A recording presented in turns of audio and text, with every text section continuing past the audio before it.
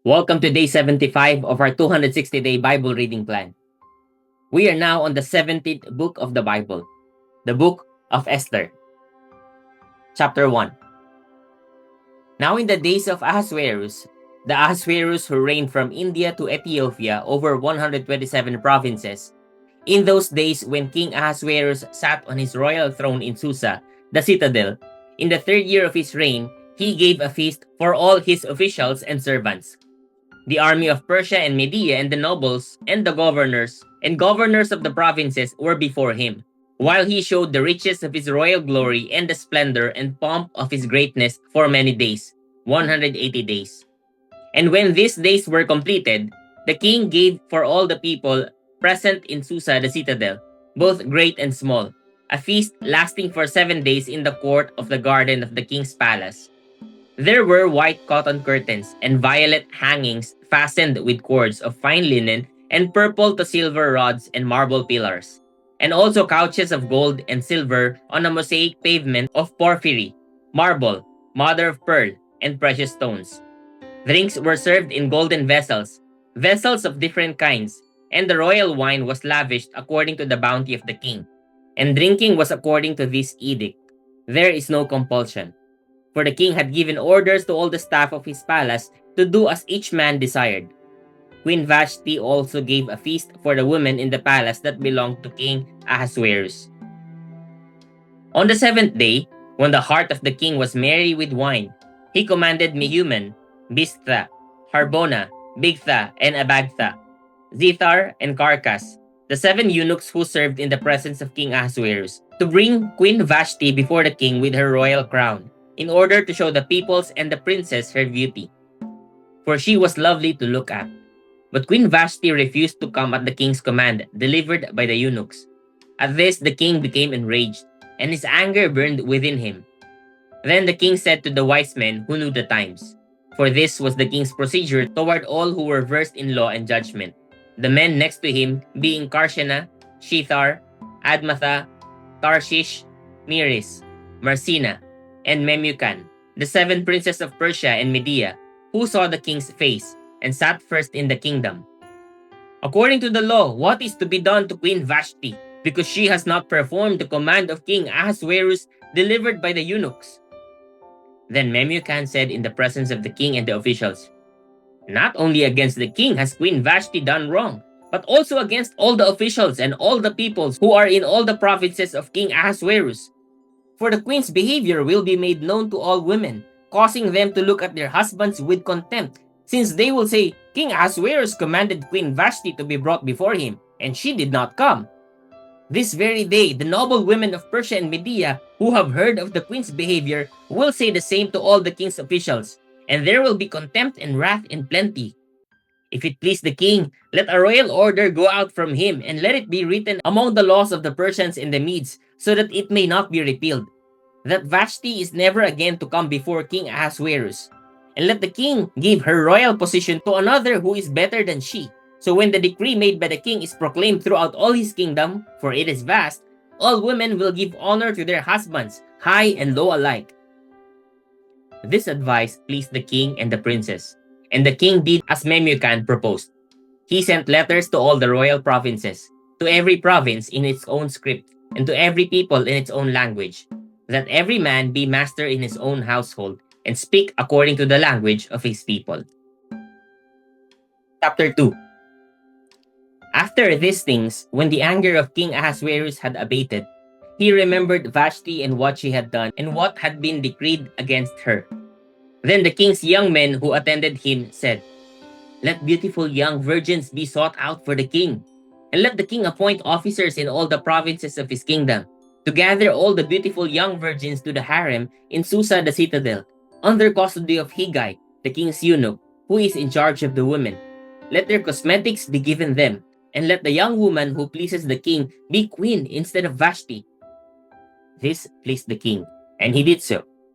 Now there was a Jew in Susa the citadel, whose name was Mordecai, the son of Jair, son of Shimei, son of Kish, a Benjaminite, who had been carried away from Jerusalem among the captives, carried away with Jeconiah, king of Judah, whom Nebuchadnezzar, king of Babylon, had carried away. He was bringing up Hadassah, that is, Esther, the daughter of his uncle, for she had neither father nor mother. The young woman had a beautiful figure and was lovely to look at. And when her father and her mother died, Mordecai took her as his own daughter. So when the king's order and his edict were proclaimed, and when many young women were gathered in Susa the citadel in custody of Hegai, Esther also was taken into the king's palace and put in custody of Hegai, who had charge of the women. And the young woman pleased him and won his favor.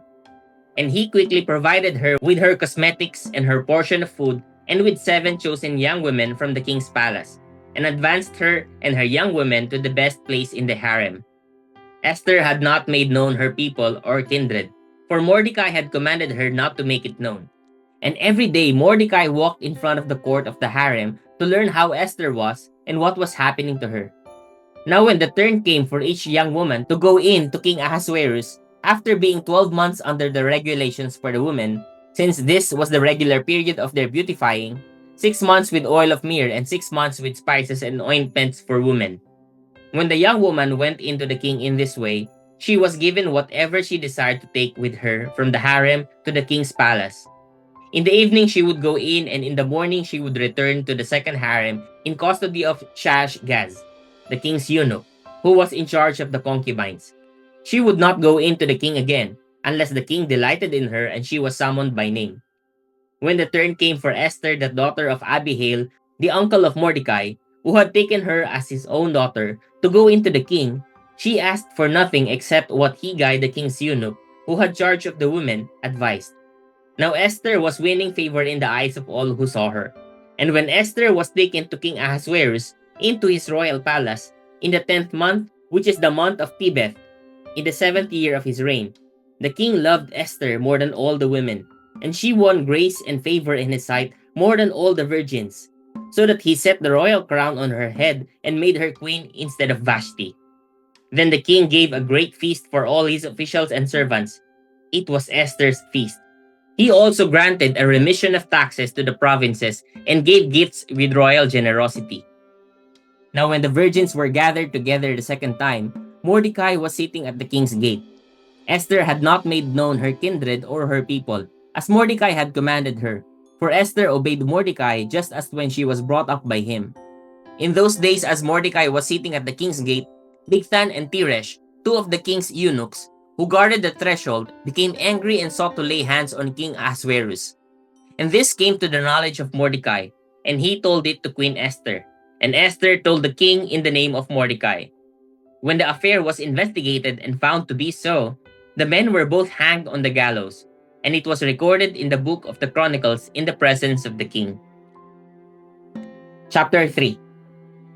After these things, King Ahasuerus promoted Haman the Agagite, the son of Hammedatha, and advanced him and set his throne above all the officials who were with him. And all the king's servants who were at the king's gate bowed down and paid homage to Haman, for the king had so commanded concerning him. But Mordecai did not bow down or pay homage. Then the king's servants who were at the king's gate said to Mordecai, "Why do you transgress the king's command?" And when they spoke to him day after day, and he would not listen to them, they told Haman, in order to see whether Mordecai's words would stand, for he had told them that he was a Jew. And when Haman saw that Mordecai did not bow down or pay homage to him, Haman was filled with fury. But he disdained to lay hands on Mordecai alone.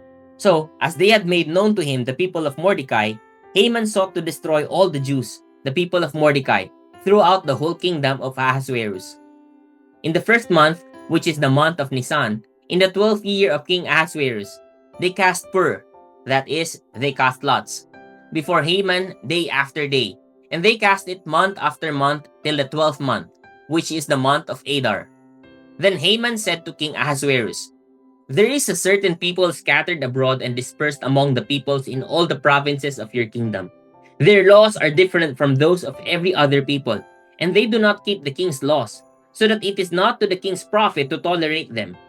If it please the king, let it be decreed that they be destroyed, and I will pay 10,000 talents of silver into the hands of those who have charge of the king's business, that they may put it into the king's treasuries." So the king took his signet ring from his hand and gave it to Haman the Agagite, the son of Hammedatha. the enemy of the Jews.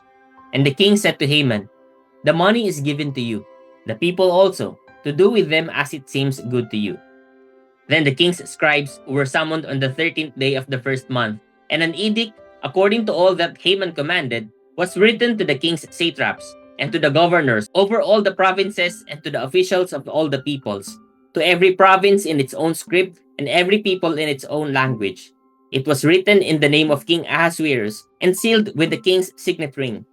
Letters were sent by couriers to all the king's provinces with instruction to destroy, to kill, and to annihilate all Jews, young and old, women and children, in one day, the 13th day of the 12th month, which is the month of Adar, and to plunder their goods. A copy of the document was to be issued as a decree in every province by proclamation to all the peoples to be ready for that day. The couriers went out hurriedly by order of the king, and the decree was issued in Susa, the citadel. And the king and Haman sat down to drink, but the city of Susa was thrown into confusion. Chapter 4. When Mordecai learned all that had been done, Mordecai tore his clothes and put on sackcloth and ashes, and went out into the midst of the city. And he cried out with a loud and bitter cry. He went up to the entrance of the king's gate, for no one was allowed to enter the king's gate clothed in sackcloth. And in every province, wherever the king's command and his decree reached, there was great mourning among the Jews, with fasting and weeping and lamenting, and many of them lay in sackcloth and ashes. When Esther's young women and her eunuchs came and told her, the queen was deeply distressed. She sent garments to clothe Mordecai, so that he might take off his sackcloth, but he would not accept them. Then Esther called for Hatak, one of the king's eunuchs, who had been appointed to attend her, and ordered him to go to Mordecai to learn what this was and why it was. Hatak went out to Mordecai in the open square of the city in front of the king's gate, and Mordecai told him all that had happened to him, and the exact sum of money that Haman had promised to pay into the king's treasuries for the destruction of the Jews. Mordecai also gave him a copy of the written decree issued in Susa for their destruction, that he might show it to Esther and explain it to her, and command her to go to the king to beg his favor and plead with him on behalf of her people. And Hatak went and told Esther what Mordecai had said. Then Esther spoke to Hatak and commanded him to go to Mordecai and say, "All the king's servants and the people of the king's provinces know that if any man or woman goes to the king inside the inner court without being called, there is but one law, to be put to death, except the one to whom the king holds out the golden scepter so that he may live. But as for me, I have not been called to come in to the king these 30 days. And they told Mordecai what Esther had said. Then Mordecai told them to reply to Esther, "Do not think to yourself that in the king's palace you will escape any more than all the other Jews. For if you keep silent at this time, relief and deliverance will rise for the Jews from another place. But you and your father's house will perish. And who knows whether you have not come to the kingdom for such a time as this?" Then Esther told them to reply to Mordecai, "Go, gather all the Jews to be found in Susa, and hold a fast on my behalf. And do not eat or drink for 3 days, night or day. I and my young women will also fast as you do. Then I will go to the king, though it is against the law. And if I perish, I perish." Mordecai then went away and did everything as Esther had ordered him. Chapter 5. On the third day, Esther put on her royal robes and stood in the inner court of the king's palace, in front of the king's quarters, while the king was sitting on his royal throne inside the throne room opposite the entrance to the palace. And when the king saw Queen Esther standing in the court, she won favor in his sight, and he held out to Esther the golden scepter that was in his hand. Then Esther approached and touched the tip of the scepter. And the king said to her, "What is it, Queen Esther? What is your request? It shall be given you, even to the half of my kingdom." And Esther said, "If it please the king, let the king and Haman come today to a feast that I have prepared for the king." Then the king said, "Bring Haman quickly, so that we may do as Esther has asked." So the king and Haman came to the feast that Esther had prepared. And as they were drinking wine after the feast, the king said to Esther, "What is your wish? It shall be granted you. And what is your request? Even to the half of my kingdom it shall be fulfilled." Then Esther answered, My wish and my request is, if I have found favor in the sight of the king, and if it please the king to grant my wish and fulfill my request, let the king and Haman come to the feast that I will prepare for them, and tomorrow I will do as the king has said." And Haman went out that day joyful and glad of heart. But when Haman saw Mordecai in the king's gate, that he neither rose nor trembled before him, he was filled with wrath against Mordecai. Nevertheless, Haman restrained himself and went home, and he sent and brought his friends and his wife Zeresh. And Haman recounted to them the splendor of his riches, the number of his sons, all the promotions with which the king had honored him, and how he had advanced him above the officials and the servants of the king. Then Haman said, "Even Queen Esther, let no one but me come with the king to the feast she prepared. And tomorrow also I am invited by her together with the king. Yet all this is worth nothing to me, so long as I see Mordecai the Jew sitting at the king's gate." Then his wife Zeresh and all his friends said to him, "Let the gallows 50 cubits high be made, and in the morning tell the king to have Mordecai hanged upon it. Then go joyfully with the king to the feast." This idea pleased Haman, and he had the gallows made. Praise God for the reading of his word.